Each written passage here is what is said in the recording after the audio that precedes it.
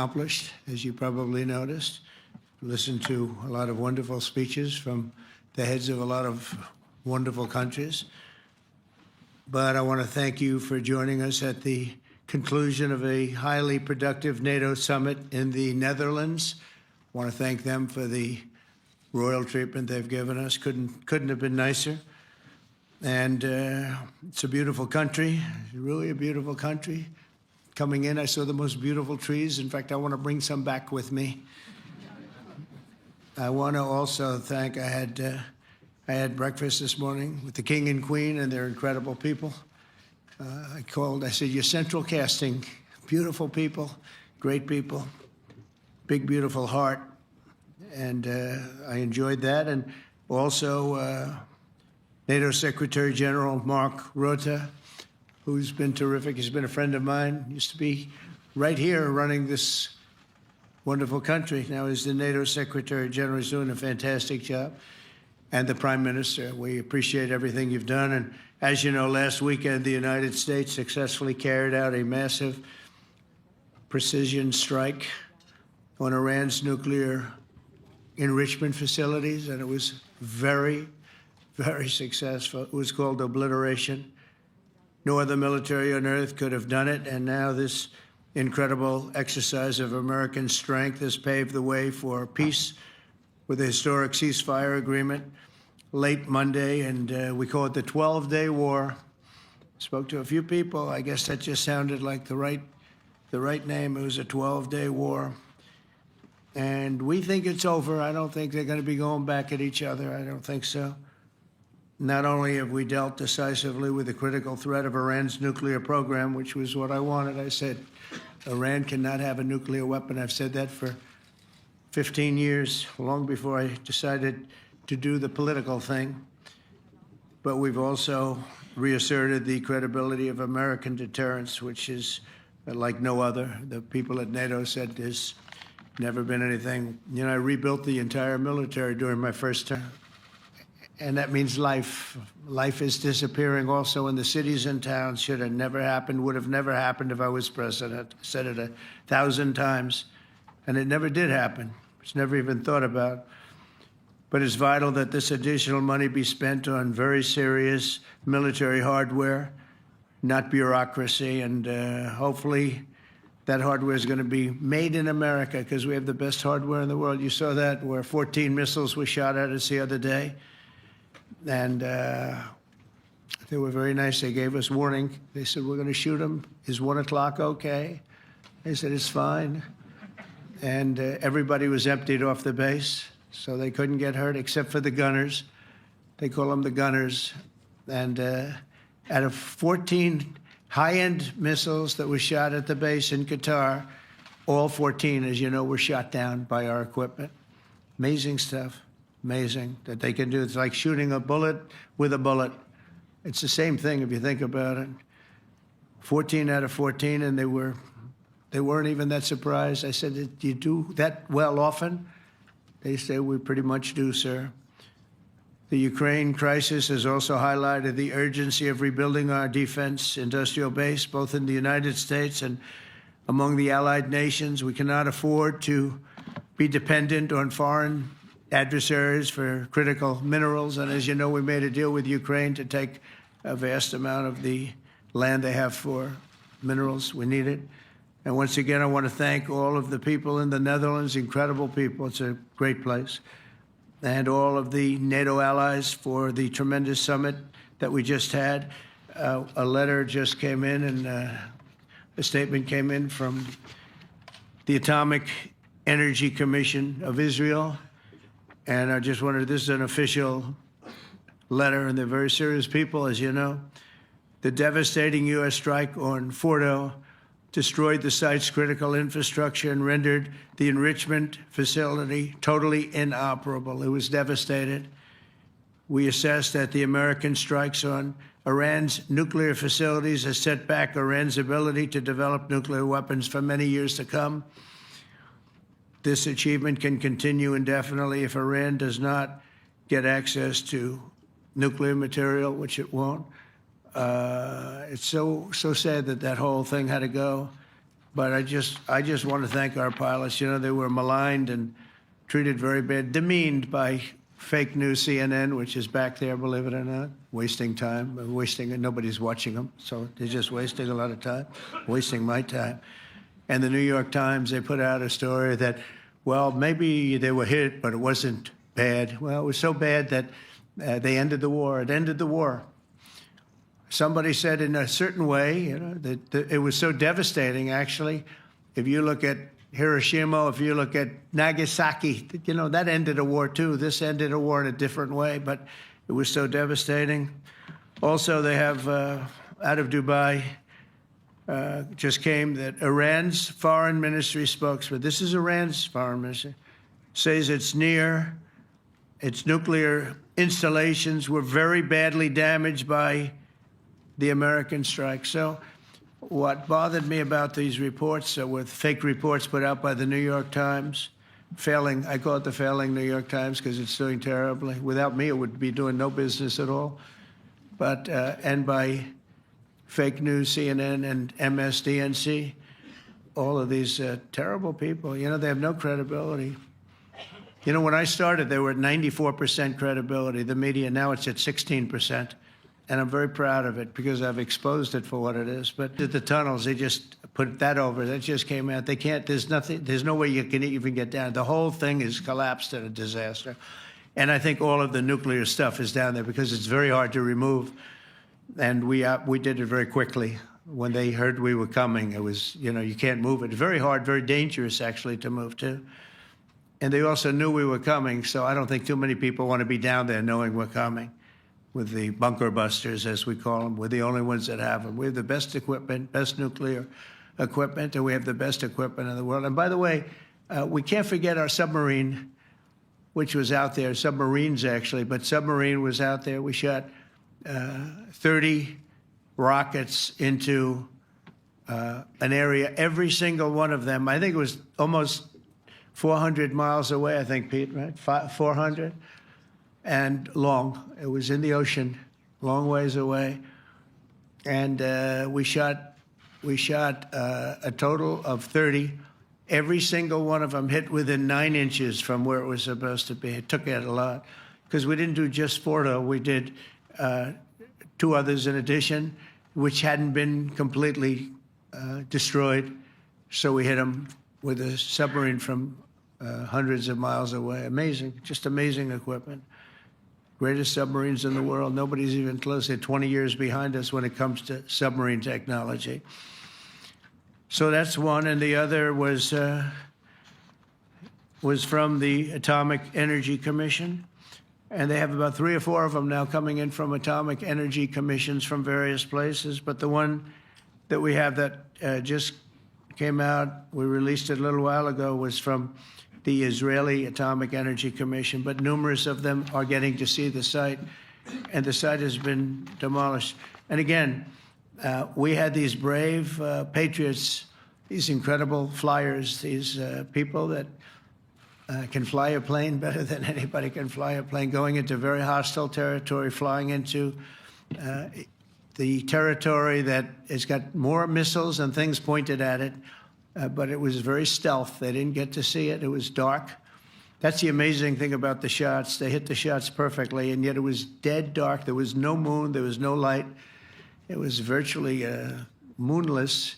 It was very dark, and the shots were hit perfectly. But when they get demeaned, and they were very upset about it because they knew how strong it would be. Back in Missouri, the pilots flew about 36 hours, 2 ways, far distance, and in those incredible B-2s. And we then had, and he was great. That's why he's the head of the Joint Chiefs of Staff right now, because I had a very good experience with him. He knocked out ISIS in a period of literally a few weeks. Amazing.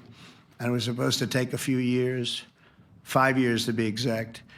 So we had a great victory there, and we then came here, and I think we had a great victory here, but this is an ongoing project. This is the safety of Europe, the safety of the world, and they've raised it from 2% to 5%, something which nobody, and you're talking about over $1 trillion a year, so we're talking about a lot of money from coming in from countries that were not paying nearly enough to be effective. So I have, as you know, Marco Rubio with me and Pete Hegseth, Secretary of State and Secretary of War. Should we say Secretary? You know, it used to be called Secretary of War. Maybe for a couple of weeks we'll call it that because we feel like warriors. It used to be called Secretary of War. In fact, if you look at the old building next to the White House, you can see where it used to be Secretary of War. Then we became politically correct, and they called it Secretary of Defense. I don't know, maybe we'll have to start thinking about changing it, but we feel that way. Do we have any questions, please? Wow. That's a lot of questions. Who's a nice person? Oh, you're not a nice person, but I'll let you ask one. Go ahead. What's he going to ask? He is not nice at all. I know him well. Thank you, Mr. President. Yeah. Thank you for taking the time before flying home. You just said you believe the conflict between Israel and Iran is over. What makes you so confident it is? And what do you do if it isn't? Because I dealt with both, and they're both tired, exhausted. They fought very, very hard and very viciously, very violently, and they were both satisfied to go home and get out. And can it start again? I guess someday it can. It could maybe start soon.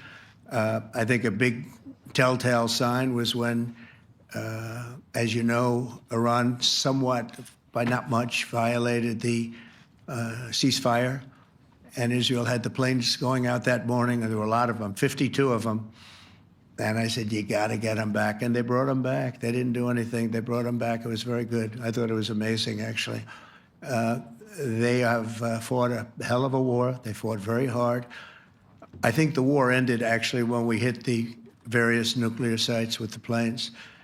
And I just hope you people can give these pilots, these are the best pilots in the world. They're the best shots in the world. They're going to need money to put that country back into shape. We want to see that happen. No, if they're going to sell oil, they're going to sell oil. We're not taking over the oil. We could have, you know. I used to say with Iraq, keep the oil. I could say it here, too. We could have kept the oil. No, China is going to want to buy oil. They can buy it from us. They can buy it from other people. But you're going to have to put that country back into shape. It desperately needs money. Yeah. Yeah, please. Here we go. I'm picking the beauties today. Go ahead. Mr. President, Secretary General Rutte has described President Putin as an adversary, a threat, an enemy. Do you view him the same way? And in addition to that, you mentioned General Kane, your chief of staff, the chairman of the Joint Chiefs of Staff. General Kane. Yes. He has said that Mr. Putin has territorial ambitions beyond Ukraine. Do you view that in the same way? Possible. I mean, it's possible. I know one thing. He'd like to settle. He'd like to get out of this thing. It's a mess for him. He called the other day. He said, can I help you with Iran? I said, no, you can help me with Russia. Because, you know, in the last few weeks, we took care of India and Pakistan, Kosovo, Serbia. I think on Friday we have coming in, the Congo is coming in, and Rwanda is coming in. That was a vicious war that went on, a machete war. Heads chopped off all over Africa. They're coming in. We did 2 others in addition to that. Nobody's ever done anything like this. No, I consider him a person that's, I think, been misguided. I'm very surprised, actually. We think we hit him so hard and so fast they didn't get to move. And if you knew about that material, it's very hard and very dangerous to move. It's called, in many people, they call it dust, but it's very, very heavy. It's very, very hard to move. And they were way down. You know, they're 30 stories down. They're literally 30, 35 stories down underground. You think you got it all? Oh, yeah, we think we got it. We think it's covered with granite, concrete, and steel. Can I ask you, are you interested in restarting negotiations with Iran? And if so, have they reciprocated? So our people, Marco could answer this, but our people are not, I'm not. The way I look at it, they fought, the war's done, and, you know, I could get a statement that they're not going to go nuclear. We're probably going to ask for that, but they're not going to be doing it. But they're not going to be doing it anyway. They've had it. They've had it. Now, maybe someday in the future we'll want that. But I've asked Marco, do you want to draw, I just asked him the question as we were walking on the stage, do you want to draw up a little agreement for them to sign? Because I think we can get them to sign it. I don't think it's necessary. Marco, do you want to talk about that, please? Well, Mr. President, I think President Trump has shown a willingness to meet and talk to anybody in the world who's interested in peace. I don't know of any president that's been as willing as he has to meet with anyone and talk about peace. We'd love to have peaceful relations with any country in the world. And so obviously that'll depend on Iran's willingness not just to engage in peace, but to negotiate directly with the United States, not through some third country or fourth country process. But I know of no president, probably in our modern history, that's sought peace more than President Trump has. Sounds like the door is open, but you're in no rush. Is that right? Sounds like the door is open. Destroyed the nuclear. In other words, that's destroyed. I said, Iran will not have nuclear. Well, we blew it up. It's blown up to kingdom come. And so I don't feel very strongly about it. If we got a document, wouldn't be bad. We're going to meet with them, actually. We're going to meet with them. Yeah. Yeah, go ahead, please. Yes. Mr. President, Netherlands TV, thank you for visiting our country. Good. As I understood, Thank you. I, of course, would like to know how you slept last night at the House of the King. Oh, I slept beautifully. But probably a more serious question. I think you just had a meeting with President Zelensky. Did you discuss any ceasefire in this Russo-Ukrainian? No, I wanted to know how he's doing. He was very nice, actually. You know, we had little rough times sometimes. He was couldn't have been nicer. I think he'd like to see an end to this. I do. I think what I took from the meeting couldn't have been nicer, actually. But I took from the meeting that he'd like to see it end. I think it's a great time to end it. I'm going to speak to Vladimir Putin and see if we can get it ended. But look, these are brave people. They're fighting these wars all over the place. You know, last week they had, I guess, I told you, close to 7,000 young soldiers, Russian and Ukrainian soldiers were killed, 7,000 in 1 week. It's crazy. It's crazy. So I'll be speaking to Putin. No, I had a good meeting with Zelensky, and I had a lot of good meetings. We had a lot of good meetings with a lot of people, a lot of great leaders. But he's fighting a brave battle. It's a tough battle. Yeah. Go ahead, white dress. Thank you. Ida Hallikainen from Finland, Ilta-Sanomat. Good. You have played golf with President Alexander Stubb. How do you see Finland as a NATO ally and partner, and how would you describe your relationship with our president? Well, he's a very good golfer, okay? In fact, he was on his college golf team. He went to a good college in the South, as you know, a very good college, and he was a good golfer. We had a good time. I think my relationship's great. I want to buy icebreakers. You know, you're very good at icebreakers. And I actually made him an offer. I didn't go to Congress. They'll try and impeach me for this.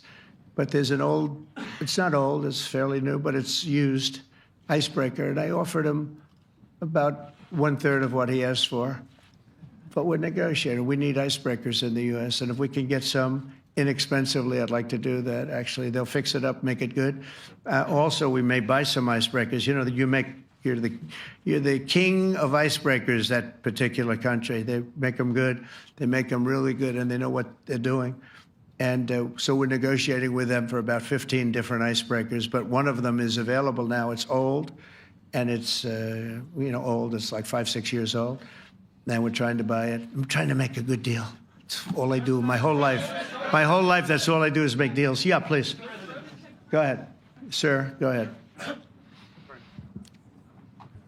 Yeah, a question for NewsHour, Dutch TV. First of all, on Article 5, on your way here, you spoke about the commitment of the U.S. to Article 5, saying, I'll give you my definition once we're here. Yeah. What is your definition? The United States right now is the hottest country in the world. And when I was around that table, it was a nice group of people, many of whom I knew from previous. When I saw the passion they had for the country, almost everyone, and you probably have the tapes, it was very public, but almost every one of them said, thank God for the United States. Without the United States, they couldn't really have NATO. It wouldn't work. It wouldn't work. It will in the future because now they're paying much more money, but it wouldn't work. It was great. And I left here differently. I left here saying that these people really love their countries. It's not a ripoff. and we're here to help them protect their country.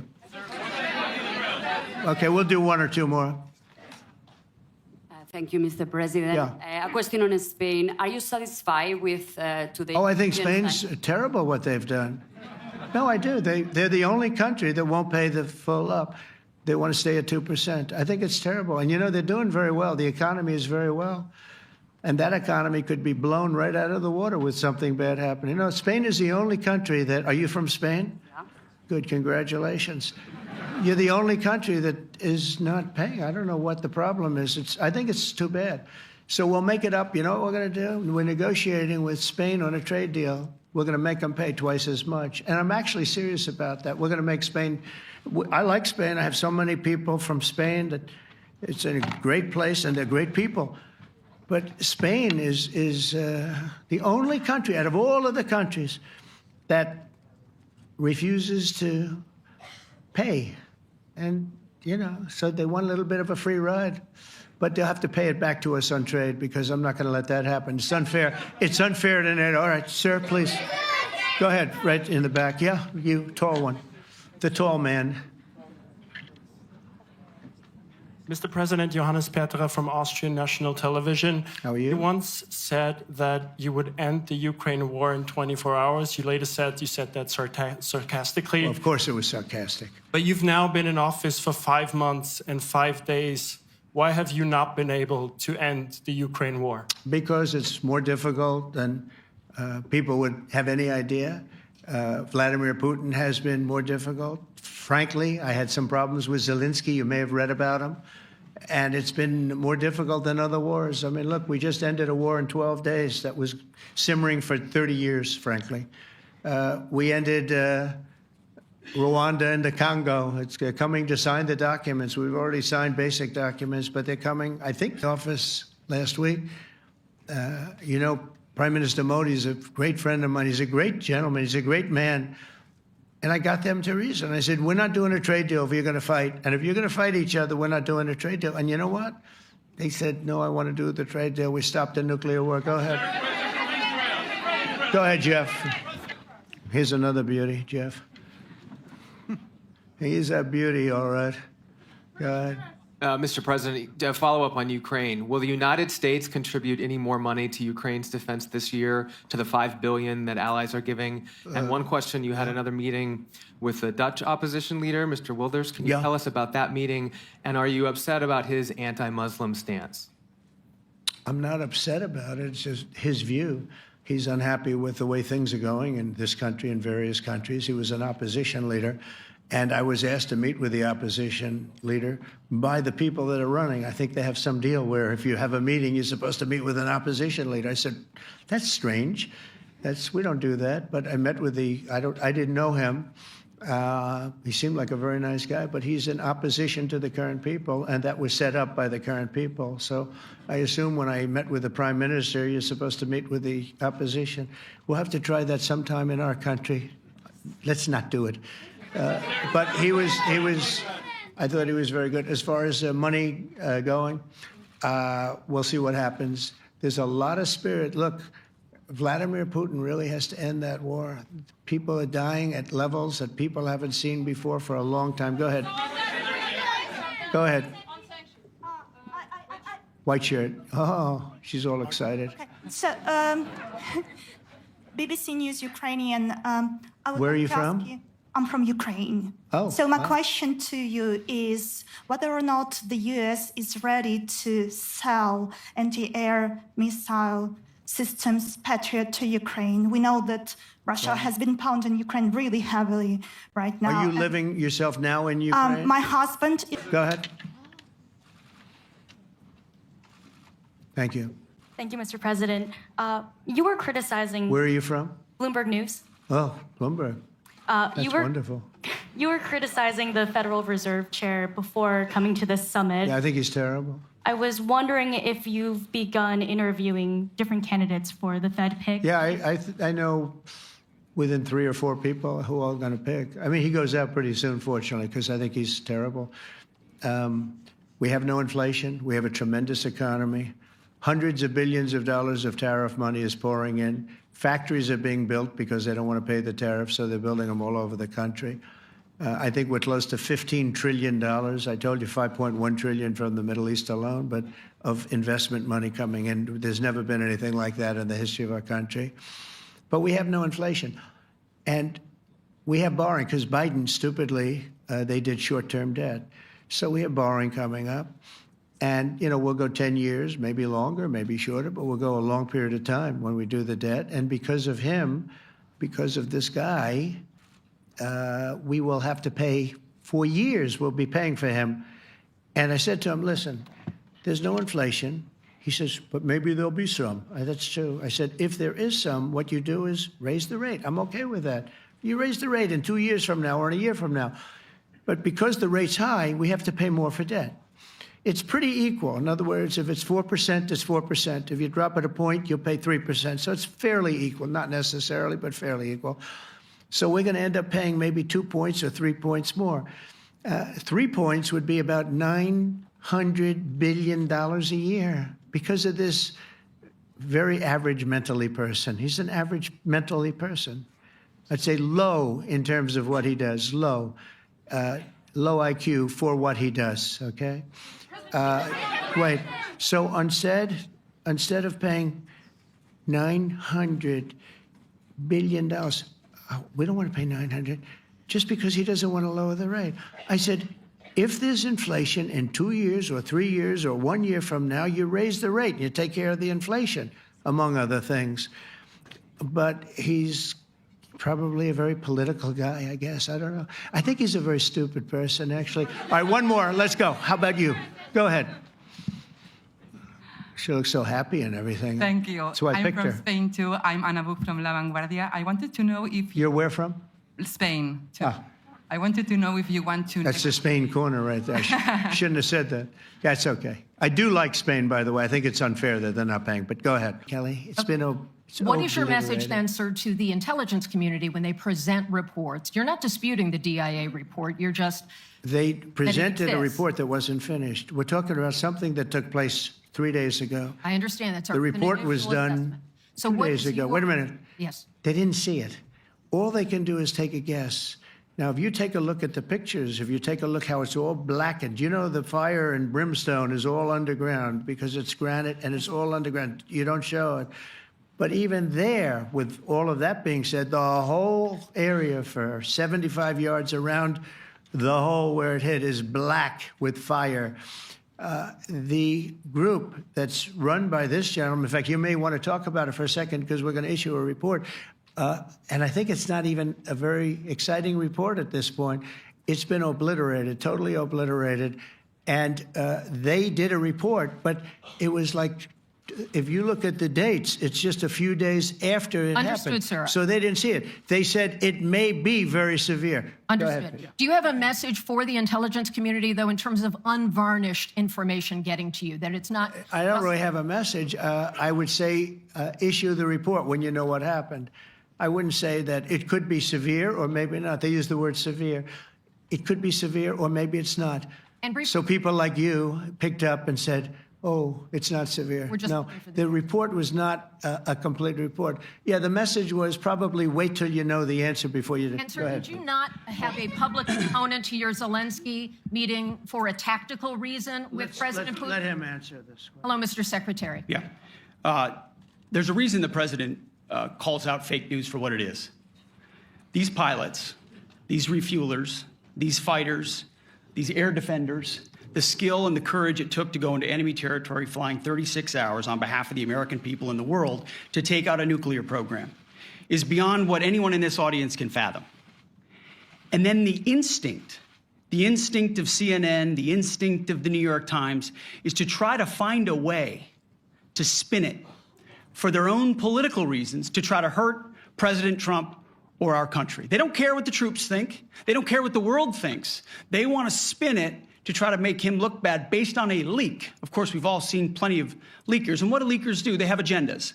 And what do? Do they share the whole information or just the part that they want to introduce? And when they introduce that preliminary report that's deemed to be a low assessment, you know what a low assessment means? Low confidence. in the data in that report. And why is there low confidence? Because all of the evidence of what was just bombed by 12 30,000-pound bombs is buried under a mountain, devastated and obliterated. So if you want to make an assessment of what happened at Fordo, you better get a big shovel and go really deep, because Iran's nuclear program is obliterated. And somebody somewhere is trying to leak something to say, oh, with low confidence, we think maybe it's moderate. Those that dropped the bombs precisely in the right place know exactly what happened when that exploded. And you know who else knows? Iran. That's why they came to the table right away, because their nuclear capabilities have been set back beyond what they thought were possible because of the courage of a commander-in-chief who led our troops, despite what the fake news wants to say. But you're not disputing the report said what it said, even though it was initial. The report said what it said, and it was fine. It was severe, they think, but they had no idea. They shouldn't have issued a report until they did, but we've gotten the information. I think Pete said it better than you can say it. And, you know, you should be proud, you, especially you, should be proud of those pilots, and you shouldn't be trying to demean them. No, there's those pilots flew at great risk, a big chance that they'd never come back home and see their husbands or their wives. Let me just tell you, you and NBC, fake news, which is one of the worst, and CNN, New York Times are all bad. They're sick. There's something wrong with them. But you know what? You should be praising those people instead of trying to find some. By getting me, by trying to go and get me, you're hurting those people. They were devastated. You know, I got a call from Missouri, great state, that I won 3 times by a lot. And I got a call that the pilots and the people on the plane were devastated because they were trying to minimize the attack. And they all said it was hit. But we don't think it was really maybe hit that badly. And they were devastated. They put their lives on the line, and then they have, and I'm not referring to you, but real scum come out and write reports that are as negative as they could possibly be.